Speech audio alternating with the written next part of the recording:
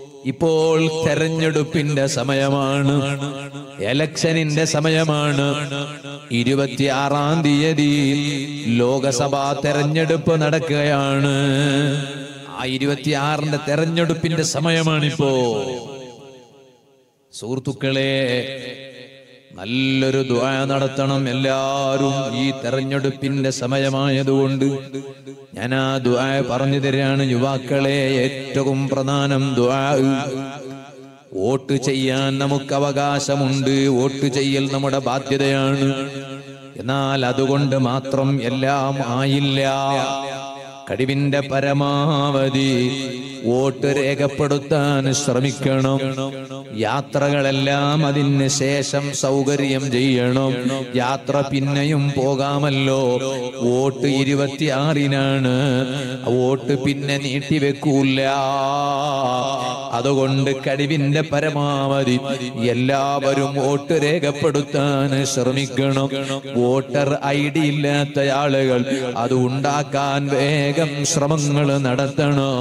എന്നാൽ ഇത് പറയുന്നതോടൊപ്പം ഞാൻ എല്ലാ പുരുഷന്മാരോടും എല്ലാ ഉമ്മമാരോടും സഹോദരിമാരോടും പറയട്ടെ, ഒരു ദുആ ചെയ്യാൻ മറക്കരുത് കേട്ടോ. ഏതാണ് ദുആ? ഖുലില്ലാഹുമ്മ മാലിക്കൽ മുൽക്കി തുഅ്തിൽ മുൽക മൻ തശാഉ വതൻസിഉൽ മുൽക മിമ്മൻ തശാഉ വതുഇസ്സു മൻ തശാഉ വതുദില്ലു മൻ തശാഉ ബിയദിക്കൽ ഖൈർ. എന്താണ് അതിന്റെ അർത്ഥം? നബിയെ തങ്ങൾ പറയണം, മാലിക്കൽ മുൽക്ക്, സർവരാജാധികാരികളുടെ രാജാവായ അല്ലാഹ്, എല്ലാ അധികാരമുള്ള രാജാവായ അല്ലാഹ്, തുഅ്തിൽ മുൽക മൻ തശാഉ, നീ ഉദ്ദേശിച്ചവർക്കാണ് അധികാരം കൊടുക്കുന്നത്. ആർക്കാണോ നീ ഉദ്ദേശിക്കുന്നത് അവർക്ക് നീ അധികാരം കൊടുക്കും. വതൻസിഉൽ മുൽക മിമ്മൻ തശാഉ, നീ ഉദ്ദേശിച്ചവരിൽ നിന്ന് അധികാരം നീ തിരിച്ചെടുക്കും. ഉദ്ദേശിച്ചവർക്ക് അധികാരം നീ കൊടുക്കും. വേറെ ചിലരിൽ നിന്ന് അധികാരം നീ ബാക്കോട്ട് എടുക്കും. വതുഇസ്സു മൻ തശാഉ, നീ ഉദ്ദേശിച്ചവർക്ക് ഇസ്സത്ത് കൊടുക്കും. വതുദില്ലു മൻ തശാഉ, നീ ഉദ്ദേശിച്ചവരെ നീ നിസ്സാരപ്പെടുത്തുകയും ചെയ്യും. ബിയദിക്കൽ ഖൈർ, നിന്റെ നിയന്ത്രണത്തിലാണ് സർവ അധികാരവുമുള്ളത്. ഈ ദുആയങ്ങ് നടത്തുന്നതോടൊപ്പം അല്ലാഹുമ്മ ലാ തുമക്കിനിൽ അഅദാഅ ഫീനാ വലാ തുസല്ലിതുഹും അലൈനാ ബിദുനൂബിനാ. അതേ, ഈ ദുആ എപ്പോഴും നിങ്ങൾ ഈ സമയത്ത് പ്രത്യേകം ദുആ ചെയ്യണം. അല്ലാഹുമ്മ ലാ തുമക്കിനിൽ അഅദാഅ ഫീനാ, ശത്രുക്കൾ ഞങ്ങളിലോട്ട് കയറി വരാൻ ഒരിക്കലും നീ സൗകര്യം ചെയ്യരുത് റബ്ബേ. അവർക്കങ്ങനെ ഒരു സൗകര്യം ചെയ്തു കൊടുക്കരുത്. വലാ തുസല്ലിതുഹും അലൈനാ ബിദുനൂബിനാ, നാം ചെയ്ത പാപങ്ങൾ കാരണമായി ഒരിക്കലും നീ അവരെ ഞങ്ങളുടെ അധികാരികളായി കൊണ്ടുവരരുതേ അല്ലാഹ്. ഈ 3 ദുആ ഇനിയുള്ള ഓരോ സമയങ്ങളിലും ദുആ ചെയ്യാൻ മറക്കരുത്. എപ്പോഴും ദുആ ചെയ്യേണ്ടതാണ്. ഇപ്പോൾ പ്രത്യേകം അതിന്റെ സാഹചര്യമായതുകൊണ്ട് ദുആ ചെയ്യേണ്ടതാണ്.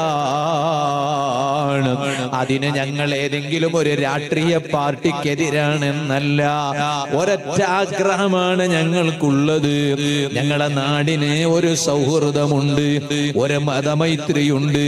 എല്ലാ മതവിശ്വാസികളും നല്ല ഒത്തൊരുമയോടെ ജീവിക്കുന്ന നാടാണ് നമ്മുടെ കേരളയും, അതുപോലെ നമ്മുടെ കർണാടകയും, ഇന്ത്യയുൾപ്പെടെയുള്ള നമ്മുടെ എല്ലാ സംസ്ഥാനങ്ങളും.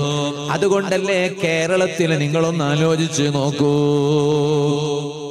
അബ്ദുർ റഹീം എന്ന് പറയുന്ന ഒരു മനുഷ്യൻ, ആ മനുഷ്യൻ അബദ്ധവശാൽ ആ മനുഷ്യൻ കാരണമായി ഒരു ജീവൻ പോയി എന്ന് പറഞ്ഞു.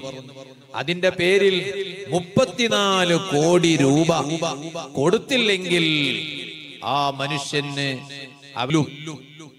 വധശിക്ഷ നടപ്പിലാക്കും എന്ന ഒരു വിഷയം വന്നപ്പോ എല്ലാരും കൈകോർത്തില്ലേ? ഇതര മതവിശ്വാസികളും ഇറങ്ങി, മുസ്ലിമീങ്ങളും ഇറങ്ങി, എല്ലാരും കൈകോർത്തിട്ട് നോക്കുമ്പോ 1 രൂപ കൊടുത്തവനുണ്ട്. 1 രൂപ. നമ്മളെ ഗൂഗിൾ പേ, ഫോൺ പേ അതിലൊക്കെ ഇപ്പൊ 1 രൂപ കൊടുക്കാൻ പറ്റുമല്ലോ. 2 രൂപ. 1 രൂപ ആ ഫണ്ടിലേക്ക് ഇട്ടവനും ഉണ്ട്, 2 രൂപ കൊടുത്തവനും ഉണ്ട്, 1 രൂപ കൊടുത്തവനും ഉണ്ട്. എന്നിട്ട് കുറഞ്ഞ ദിവസങ്ങളെ കൊണ്ടല്ലേ പ്രിയപ്പെട്ട സഹോദരങ്ങളെ 34 കോടി സ്വരൂപിച്ചത്. അതല്ലേ നമ്മുടെ കേരളത്തിന്റെ യഥാർത്ഥ ചരിത്രം, അതല്ലേ നമ്മുടെ നാടിന്റെ യഥാർത്ഥ ചരിത്രം. കേരളത്തിൽപ്പെട്ട ആളാണെന്ന് പറഞ്ഞിട്ട് മിണ്ടാതിരുന്നില്ല. നമ്മളെ കർണാടകയിൽ നിന്നും ലക്ഷങ്ങളോളം പണം കർണാടകയിൽ നിന്നും ആ ഫണ്ടിലേക്ക് പോയി, ലക്ഷദ്വീപിൽ നിന്ന് പോയി, ഒരുപാട് സ്ഥലങ്ങളിൽ നിന്ന് പോയി. ആ സൗഹൃദം നമ്മുടെ നാട്ടിൽ എക്കാലത്തും നിലനിൽക്കണം. ഒരുമ്മാന്റെ കണ്ണുനീര് കണ്ടപ്പോൾ അത് പർദ്ദ ധരിച്ച ഒരു ഉമ്മാന്റെ കണ്ണുനീരായതുകൊണ്ട് ഞങ്ങളത് മുഖവിലക്കെടുക്കില്ല എന്ന് ഇവിടെയുള്ള ഹൈന്ദവർ പറഞ്ഞില്ല, ക്രിസ്ത്യാനികൾ പറഞ്ഞില്ല. ആ ഒരു നല്ല മതമൈത്രിയാണ് നമ്മുടെ ഇന്ത്യ മഹാരാജ്യത്ത് നിലനിൽക്കേണ്ടത്. അതിന് വോട്ട് രേഖപ്പെടുത്തുന്നതോടൊപ്പം ഞാൻ ഈ പറഞ്ഞ ദുആ നടത്തണേ. ഇത് പറയുന്നതോടൊപ്പം ഞാൻ പറയാണ്, ഓ സുഹൃത്തുക്കളെ, അതാ സ്ഥാനാർത്ഥികളെ പിന്നാലെ നടക്കുമ്പോൾ നടക്കുന്നതിന് എതിരാണ് എന്നല്ല പറയുന്നത്. അതാത് സ്ഥാനാർത്ഥികളെ വിജയിപ്പിക്കാൻ അവരെ കൂടെ നടക്കുമ്പോൾ ചെറുപ്പക്കാരാ, നിന്റെ ഒരു നേരത്തെ നിസ്കാരം ഒരിക്കലും ഖളായി പോകരുത് കേട്ടോ. പള്ളിയിലെ ജമാഅത്ത് നഷ്ടപ്പെട്ടു പോകരുത് കേട്ടോ. ഖുർആൻ പാരായണം നഷ്ടപ്പെട്ടു പോകരുത് കേട്ടോ.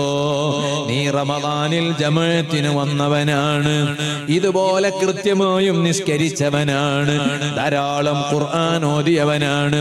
റമദാനിലെ ഒരൊറ്റ ദിവസം പോലും ഖുർആൻ ഓതാത്ത ദിവസം നിന്റെ ചരിത്രത്തിൽ ഉണ്ടായിട്ടില്ലല്ലോ.